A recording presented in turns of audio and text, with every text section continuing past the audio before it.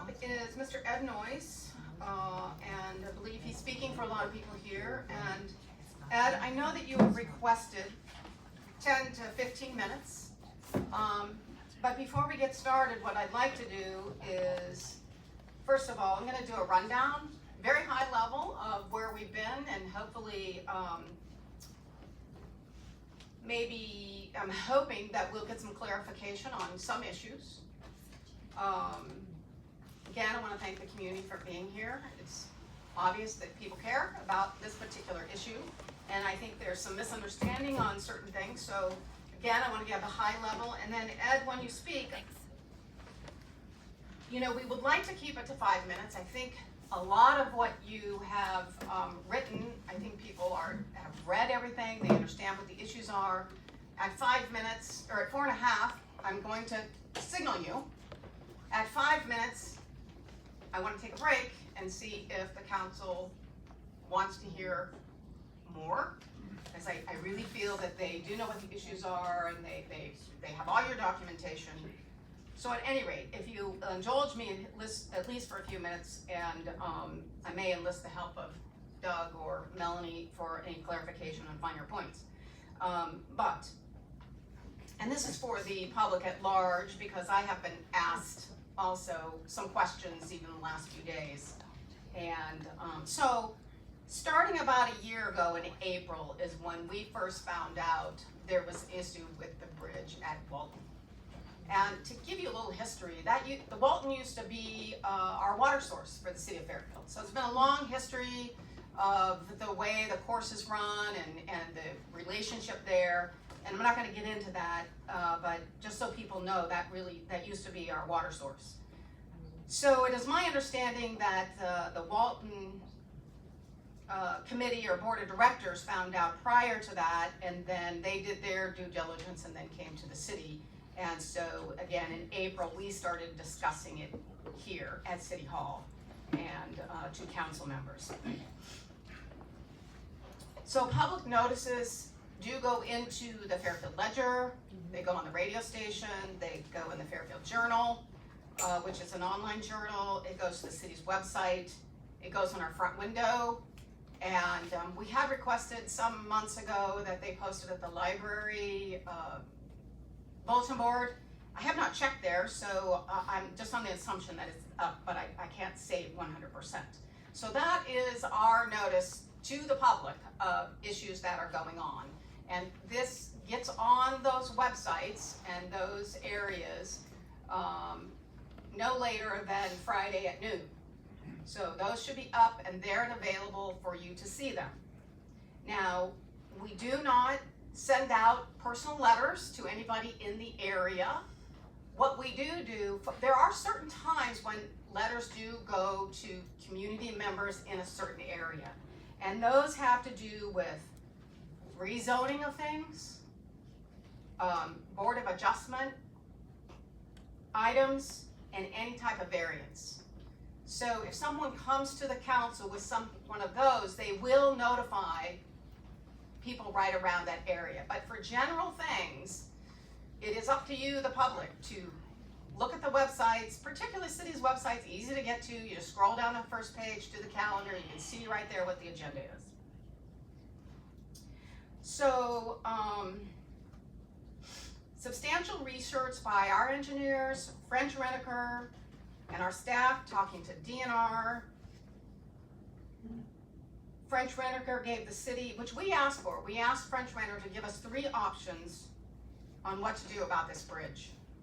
And we were looking for very, we were looking for the low cost option, because this was not in our budget. It was not on our radar. And all those options were discussed at property committee and at city council, all the pros and cons. Any bridge option would require lowering some water levels. For the most part, if you don't do that, there would be higher costs. And according to the DOT website, which we looked at, in order to not lower the water and put up a barrier, we're looking at an estimate of $50,000 to do that. there are additional costs that weren't presented to the city council at our last meeting in the bridge option from this other company that our engineers did try to contact and on multiple occasions and were not called back. Why, we don't know. But some of the costs not considered in the options presented, including cranes, a bond that's required of 10%, additional labor, additional engineering, concrete removal, possibly additional concrete than what was presented based on what we find when we get in there. Structural engineering, I kind of said that, structural engineering up front. And then there are costs going forward of inspections at least every 4 years. With the current option, that inspection will not be as often. So the city is responsible for future costs and liability of this bridge, and that also is a consideration. So one of the big things that the city is up against right now is, which many of you know, that the city had chosen an option. They signed a contract with a local contractor to do this work. To get out of that contract, we would have to pay for any work to date. We'd have to pay for any materials that they've purchased, any mobilization costs that they've done, have to pay for their bond, which is 3 to 5%, insurance. We calculated roughly on a low end of $60,000 to get out of this contract. We have already paid our engineering fees of $24,000. So to get out of the contract is very expensive, and right there, from my perspective, it doesn't even make sense at this point to look at another option. I'm speaking for myself.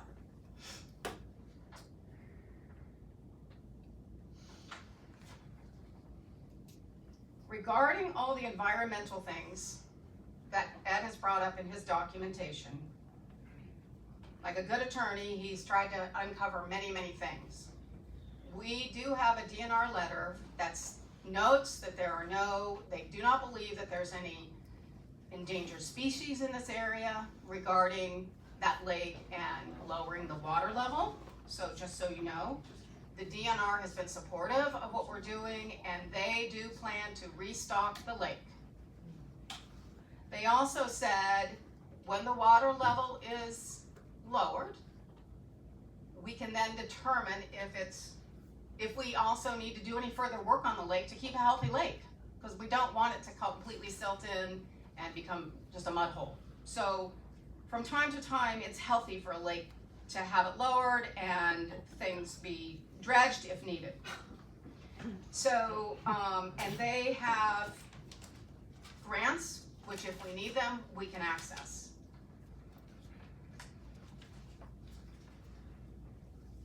So again, given all the information that we know, given the current costs of what we have and our current costs which we've signed for to do this project, and estimating costs that are not included in what's presented to us, again, we do think that the costs are not appreciably different, and to get out of this contrast is significant, so that we feel the long-term benefit to the city based on this culvert system versus the bridge in the long run, 20, 30 years from now, which we don't know if Walton Lake is gonna be what it is today, whether it's still gonna be a golf course or it will be something else, that the option that we've chosen is still the best option going forward. So that is high level. And with that, anything you want to add to that, Doug? You summed it up. Okay. So with that, Ed, I'll let you, you have your time, but at 5 minutes, we will stop you, and I'm going to ask the council if they need to hear more. As you know, I asked for 10 to 15 at a minimum, And I can tell you that we're gonna actually have a public hearing about this in 2 hours, I'm telling you right now. So first of all, I wanna thank you for letting us have this meeting. And in 100 hours of work that I've done to prepare and look over everything, it's amazing the amount of work that you guys do. The minutia that you do, I don't even know how you do it. So I can understand if you miss something. And I appreciate it deeply. I know that the people here count on you. The waterways count on you. The golfers count on you. Everyone counts on you to do your best for the community. If a mistake was made, I count on you to say, okay, we can do something differently. We all count on you for that. There's things that are more important than being right. You are correct. This all started in April of 2024. The problem was there was only 3 choices that were given to French Renaker. The first choice was fixing the existing bridge. The second one was widening the 200th Street roadway for a new golf cart lane, and the third was a culvert. The bridge was a non-starter. Nobody's gonna fix that old bridge. And as you admitted in the last hearing, it's ridiculous to try to put it out, wait till go out on the Walton Lake Road. It would cost more money than everything. So the only option that was given of any import at all to French Renaker was the culvert system. Anybody that does a search of what do you use to replace a golf cart bridge, you'll see hundreds of examples of golf cart bridges. The problem is that unfortunately the city council was giving information that was inaccurate, and I can easily point that out. But before I do that, I want you to understand that everyone is claiming they didn't have notice. And I sent out an email, it was a letter from Felicity Coster saying every day, she's been here for 13 years, every day she reads Southeast Iowa Digital Newsletter and never saw one article mentioning the town's proposals for fixing the golf causeway. Saw all kinds of stuff about the size of garbage cans and all that other stuff, but nothing at all about this. So, and other people have written articles, other people are very concerned. As you know, every homeowner out there does not want this. The golfers don't want it, the golf course doesn't want it, nobody wants it, nobody wants this. So the problem was impregnated by the choices that were given to the property committee that took control of this starting in April of 2024. That was the problem. So eventually, if you read the actual notes of November the 25th, 2024, this is signed by Melanie Carlson, it says, the property committee agreed the best alternative was to replace the bridge with culverts. Surprise, surprise, it was only one of the 3 options that was given to them. Ways and Means met on October the 14th, decided to split the funds 3 ways.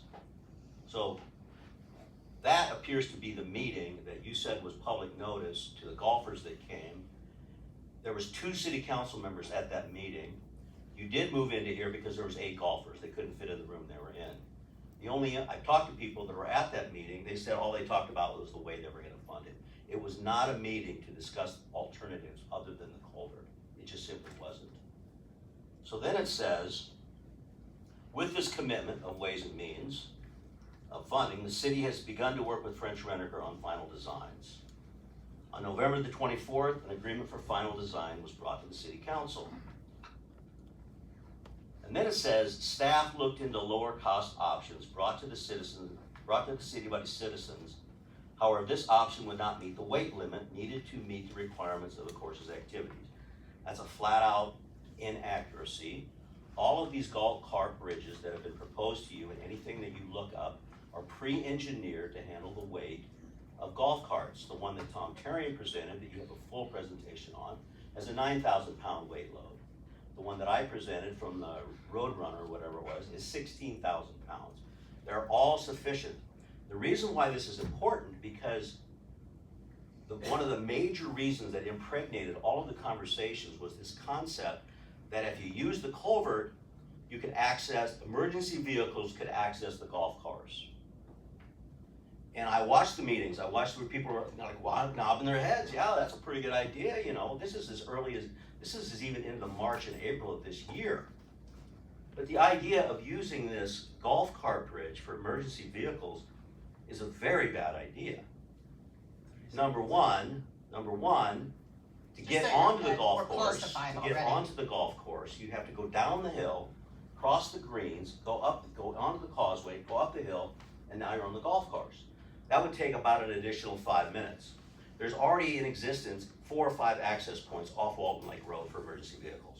So the emergency vehicle analysis was given to the city council to consider as an important point in making the decision to confirm the, this causeway system.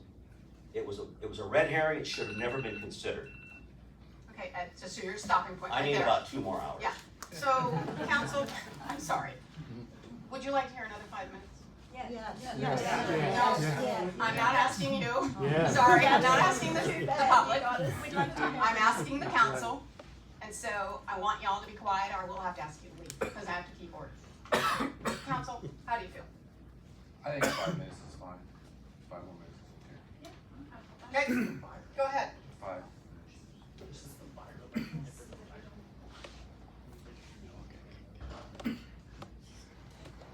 So when you presented it to the city council and when you approached it to DNR, you said 8 to 10 feet.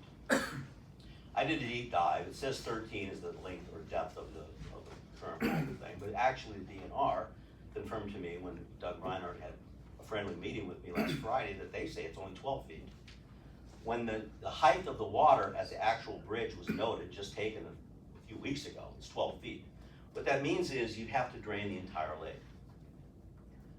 Several years ago, it's only been a few more years, they had to drain the lake by 3 feet in order to work on the spillway. We should all remember that.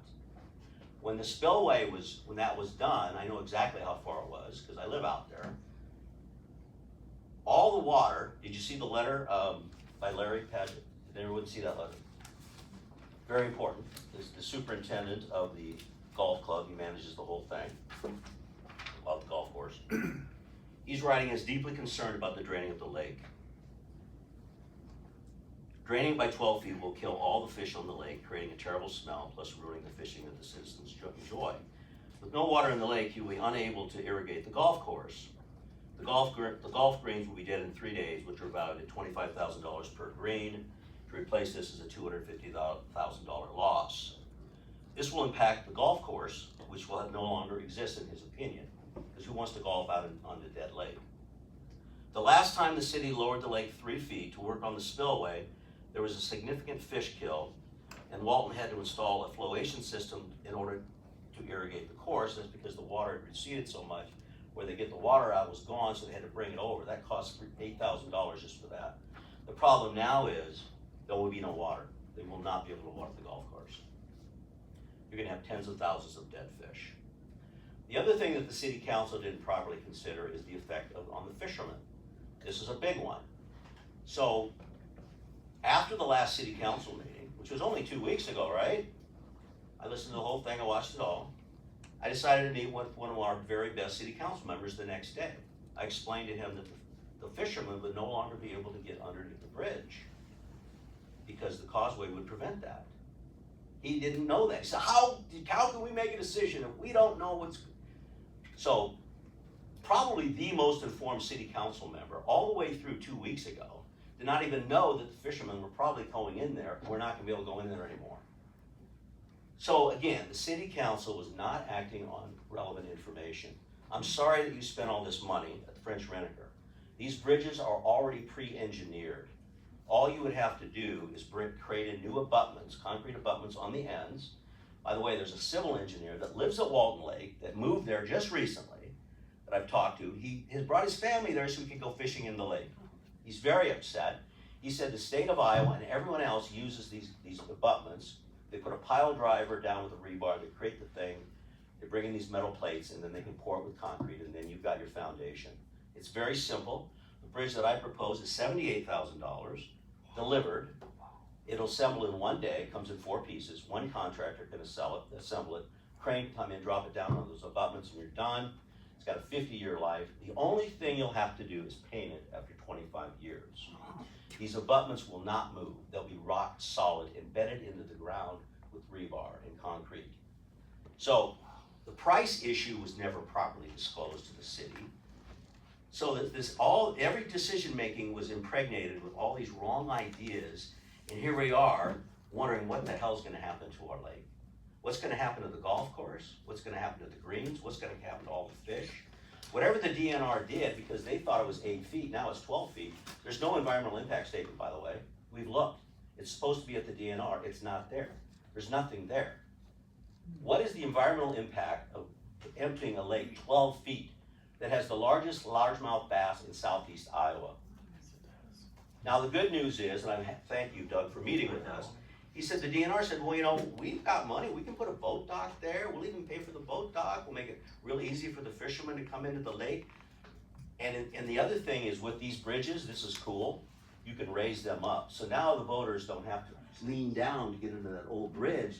They can gently stroll underneath that bridge and go out into the big lake, coming off a fishing dock that's paid for by the DNR, and everyone's happy. Everyone's happy. So that's the option that we have. There are people that are so impacted by this, they are willing to do fundraisers to pay money for this to happen, so that the city does not get hurt financially. That's how important this is. Okay, so council,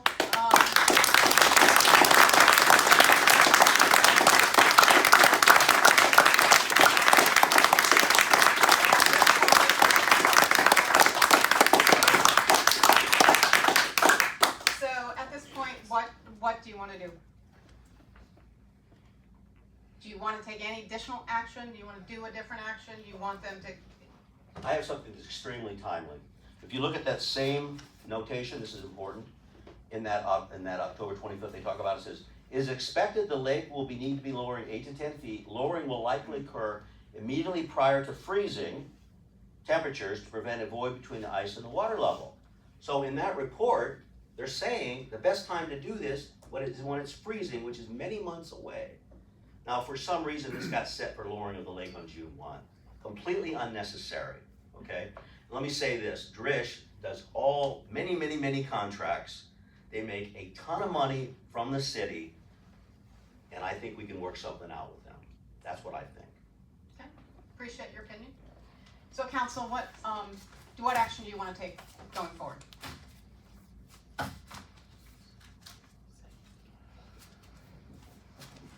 Can I make a suggestion? Do you want another hearing to talk about it more? I mean, my understanding is, the lake is start to be lowered next week? Yes, is that correct? I appreciate your presentation. I appreciate yours, Mayor. I think my opinion is, and I understand that people are keenly interested in this issue. I do think the city has provided the community at Walton Lake with more than sufficient notice to respond to the decision of the committee, to give advice to the council. That's why we had, I think, at least 2 public hearings. And so I think we've already made a decision to move forward. While I appreciate the information you've delivered, there's nothing that I've heard that's different or new from what's been discussed in the past. So I'm happy with, I propose we continue on with the motion we've already made, the decision the council already made.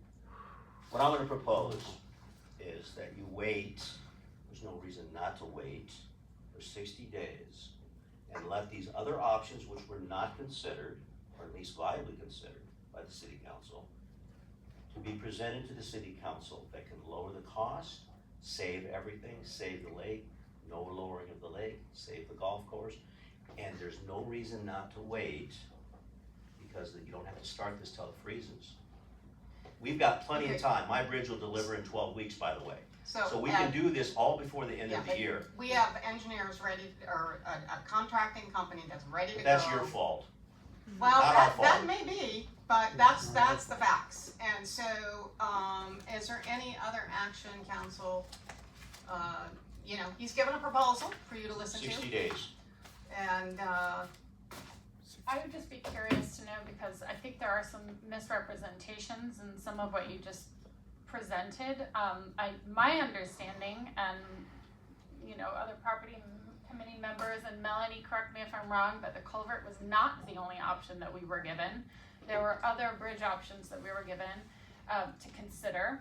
And then additionally, I have spoken with Tom Terrian previously, and he raised the issue of the aluminum bridge. I reached out to Melanie. My understanding is, although it doesn't have the load-bearing capacity of the bridge that we need, additionally, when we were thinking about in the future with emergency vehicles crossing over that bridge, although that's not necessary now, in the future it may be if there are other people who end up developing there. So we're thinking about the future as well. No. So there were a lot of considerations that went into this. I know that it feels like maybe it was rushed because this is the first time that people are aware of this issue, but it has been in the works for a long time, and we have had a lot of meetings to discuss. So you're saying a lot of things, I'm saying a lot of things, and we don't have time to flesh it out. It's too impactful to the community. We need to have more time to And work it your out time mutually. Months ago, that's the Mutually. problem. No, you made these decisions back in October and November of last year. You could have come Final to us. designs. Yeah, you could have come to No, us 6 those are months Ways ago and as Means well. committees, those aren't So, public advertising. They are on Nobody our knows. website. Yes, they Nobody are. knows shit, Okay. nobody knows So- anything. Okay, Why do you that's think enough. they're here? Ed, that's enough. There'll be no swearing. The council, at this point, I'm hearing, does not want to go further. So, at this point, John, if there's You're any not other thing. directing the meeting, Mr. So- I'm pointing to Noyes. John. You are So- not I'm directing the pointing to meeting. John. Judy, it's okay. So I think with that, we're gonna stop. We need to stop at this point. So, because we're not going down a better road. Council's not taking further consideration. I have a comment. Yes, go ahead. The letter from Larry Paget was a surprise to me. It showed up in my inbox at 3:08 this afternoon. I had not seen that information before. If Walton Golf Course no longer exists, there's no reason to do any of it. So that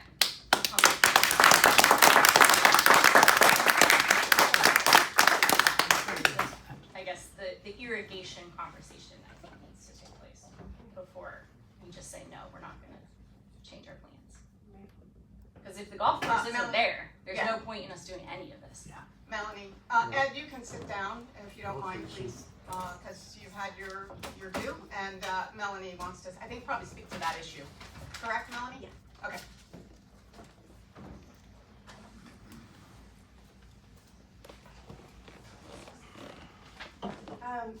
So the last time the lake was lowered, there was a request in front of the Walton Club to sign an agreement to provide water from the lake. Similar agreement that we have with Fairfield Golf and Country Club, providing them water from the wastewater treatment plant. That agreement was never returned to the city. So on one hand, we can take a very strong standpoint and say the city is under no obligation to provide them water because they never returned that. I don't think that's the way we want to respond to them, because we would not be working with them on a bridge because it's an asset to our community. Because staff has been busy fielding questions over the last 2 weeks, we've not had an opportunity to talk with Larry about possible irrigation solutions. Doug and I were about ready to send an email to the course and Larry about this situation, and then the emails started coming in from citizens, and we haven't had a chance to discuss it. When we lowered it several years ago, we were able to extend the pipe and allow them to continue to pump. Not knowing the contour of the bottom of the lake, whether there's going to be water for them to pump from, I can't answer that. I can't see the bottom of the lake.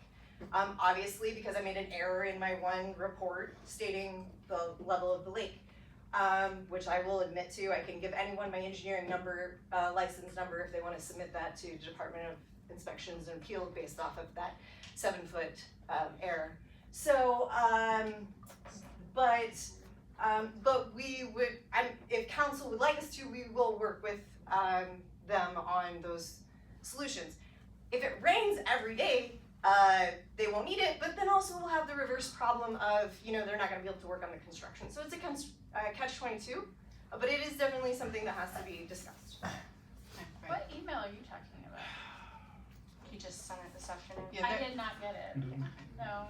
There Yeah. were some emails that went out this afternoon, I haven't seen them yet myself, so. I didn't get it. So, and then, you know, and Terri, your also comment about it being a surprise, about the concern, because I think maybe it's important to remember that this request came from the golf Right. course. I know. You know, so, Yes. that is, you know, it was not on our capital improvements plan, it was not on our, it was This not was on not our a plan that we had. This was not on our bucket list for 2025. And we are under a contractual obligation to replace the bridge. It is in our contract with Walton Yep. that we are responsible for the structures within the club, on the property.